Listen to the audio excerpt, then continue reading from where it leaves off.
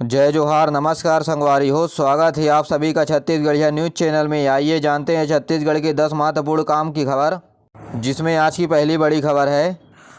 विधानसभा सत्र के चौथे दिन बृजमोहन अग्रवाल ने राज्य सरकार के द्वारा सरकार की कर्मचारियों के ऊपर वादा खिलाफी करने का आरोप लगाया है और इस बात पर चर्चा करने के लिए काम रोको प्रस्ताव लाया गया। उन्होंने कहा कि केंद्र सरकार की तरह राज्य सरकार को भी 34% महंगाई भत्ता और गृह भाड़ा दिया जाए। विधानसभा सत्र के दौरान राजस्व मंत्री जयसिंह अग्रवाल ने कोरबा के राजस्व निरीक्षक और पटवारी को निलंबित करने का आदेश दिया। सत्र के दौरान ध्यान आकर्षण के माध्यम से छत्तीसगढ़ जनता कांग्रेस के विधायक धर्मजीत सिंह, साथ ही भाजपा पार्टी के पूर्व मंत्री बृजमोहन अग्रवाल प्रदेश में सरकारी जमीन को भूमाफियाओं के द्वारा कब्जा करने का आंकड़ा मांगा। इसके जवाब में राजस्व मंत्री ने इस मामले को देखने की बात कही। राजस्व मंत्री जयसिंह अग्रवाल ने कहा कि कोरबा जिले के बरबसपुर में अतिक्रमण का मामला पाया गया है। इस बारे में पटवारी के ऊपर 605 प्रकरण दर्ज किया गया है और ये मामला न्यायालय में लंबित है। विपक्षी दलों ने पटवारी और आरआई के मिली भगत के चलते भूमाफियाओं को जमीन आवंटन कराने का आरोप लगाया। इसके बाद राजस्व मंत्री ने कोरबा के पटवारी और आरआई को निलंबित करने की घोषणा की। प्रदेश में प्रश्नकाल के दौरान भाजपा विधायक शिवरतन शर्मा ने प्रदेश में बिगड़ते हुए कानून व्यवस्था के मामले पर आवाज उठाया। वहीं बृजमोहन अग्रवाल ने कोयला चोरी और बढ़ते हुए आपराधिक मामले पर चर्चा करने के लिए बात कही और विपक्ष के इस मांगों को खारिज कर दिया गया, जिसके बाद विपक्षी दलों ने नाराबाजी किया और 5 मिनट के लिए सदन को स्थगित कर दिया गया। केंद्र सरकार जैसे 34% महंगाई भत्ता और गृह भाड़ा भत्ता की मांग को लेकर के प्रदेश के सभी सरकारी कर्मचारी सोमवार से हड़ताल पर चले गए हैं। छत्तीसगढ़ कर्मचारी फेडरेशन के बैनर तले 29 जुलाई तक यह हड़ताल चलेगा और इस हड़ताल में 80 से ज्यादा कर्मचारी संगठन शामिल हुए हैं। सभी कर्मचारी संघों ने अपने ऑफिस के बाहर धरना प्रदर्शन किया और इस प्रदर्शन में शिक्षक संगठन भी शामिल हुए हैं, जिसके चलते सरकारी स्कूल बंद रहे।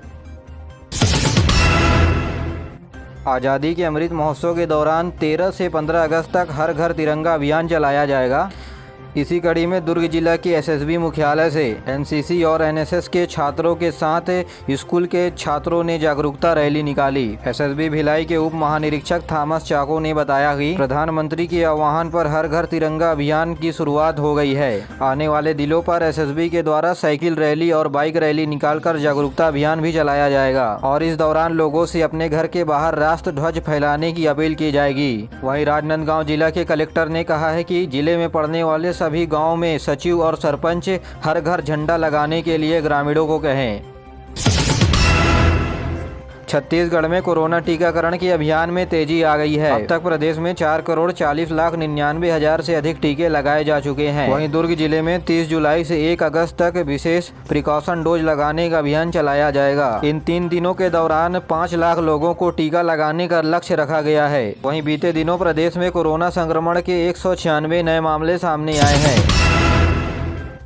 प्रदेश में 28 जुलाई को हरेली तिहार उत्साह के साथ मनाया जाएगा। इस दौरान मुख्यमंत्री भूपेश बघेल अपने गृह निवास स्थान पर कृषि यंत्रों की पूजा करेंगे। साथ ही छत्तीसगढ़ के कलाकार सुआ, गेड़ी और ददरिया जैसे नृत्यों का प्रस्तुति मुख्यमंत्री आवास पर देंगे। इसी दिन प्रदेश में गौमूत्र खरीदी का अभियान भी शुरू हो जाएगा। प्रदेश में गौमूत्र खरीदी का भाव 4 रुपए प्रति लीटर रखा गया है। मुख्यमंत्री दुर्ग जिले के पाटन विकास खंड के करसा गाँव से गौमूत्र खरीदी का अभियान शुरू करेंगे। इस मौके पर करसा गांव में कृषि सम्मेलन का भी आयोजन किया जाएगा।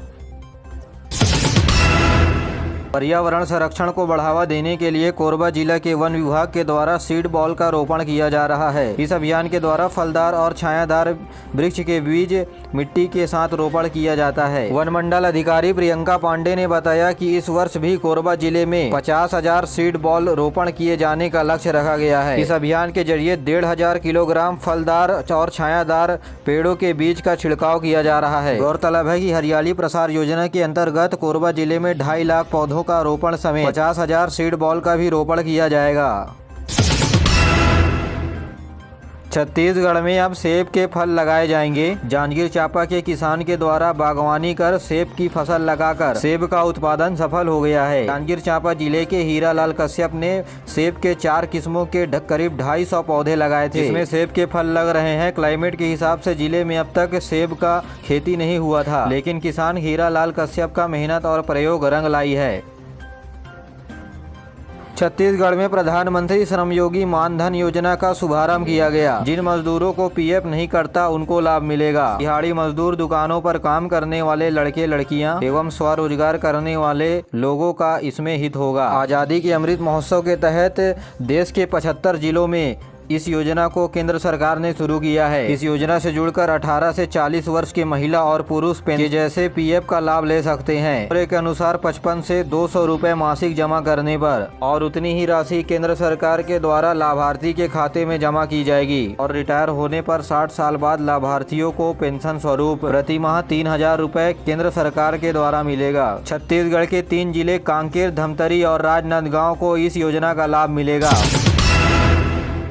छत्तीसगढ़ में अब एक नई व्यवस्था शुरू होने जा रही है। 3 साल की डिग्री अब 4 साल में मिलेगी। नया शिक्षा नीति 2021 के तहत बनाए गए प्रावधानों को अब छत्तीसगढ़ में लागू करने की तैयारी शुरू हो चुकी है और इस नीति को छत्तीसगढ़ के 8 महाविद्यालयों में पायलट प्रोजेक्ट के तहत शुरू किया जाएगा। दरअसल छत्तीसगढ़ के 8 स्वायत्त महाविद्यालयों में BA, BSc और BCom कोर्स 3 की जगह अब 4 साल का होगा और छात्रों को इसके लिए ऑनर्स की डिग्री भी मिलेगी। नए कोर्स के तहत विद्यार्थियों को अब पुनारे पैटर्न की जगह सेमेस्टर वाइज एग्जाम देना होगा। यह एग्जाम जून और दिसंबर में होंगे। इसमें दुर्ग का साइंस कॉलेज भी शामिल है। उच्च शिक्षा विभाग की आयुक्त शारदा वर्मा ने भी सोमवार को इसकी तैयारी को लेकर बैठक समीक्षा की है। नई शिक्षा नीति के पायलट प्रोजेक्ट के तहत राज्य के 8 प्राइवेट महाविद्यालयों का चयन किया गया है। उसमें दुर्ग संभाग के साइंस कॉलेज और दिग्विजय कॉलेज राजनांदगांव शामिल हैं। इसके अलावा 6 अन्य, रायपुर के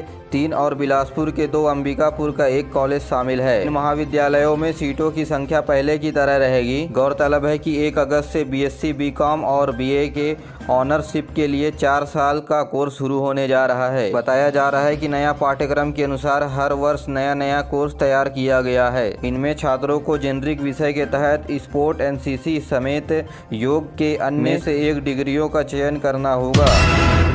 देश के 16वें राष्ट्रपति के लिए मतदान हुआ। राजभवन और संसद में सुबह 10 बजे से मतदान की प्रक्रिया शुरू हुई। राष्ट्रपति रामनाथ कोविंद का कार्यकाल इसी महीने 24 जुलाई को समाप्त हो रहा है। छत्तीसगढ़ विधानसभा परिसर में भी सभी विधायकों ने अपने अपने वोट डाले। मतदान के लिए विधानसभा के ही कक्ष में मतदान केंद्र बनाया गया था। मतदान 100% हुआ। सबसे पहला वोट कुरुद विधायक अजय चंद्राकर ने डाला। वहीं मुख्यमंत्री भूपेश बघेल और विधानसभा अध्यक्ष डॉक्टर चरणदास महंत ने भी अपने मताधिकार का प्रयोग किया। मतदान के बाद मतपेटी को दिल्ली के लिए रवाना कर दिया गया है। गौरतलब है कि NDA ने द्रौपदी मुर्मू को अपना उम्मीदवार बनाया तो वहीं UPA ने यशवंत सिन्हा को अपना उम्मीदवार बनाया है।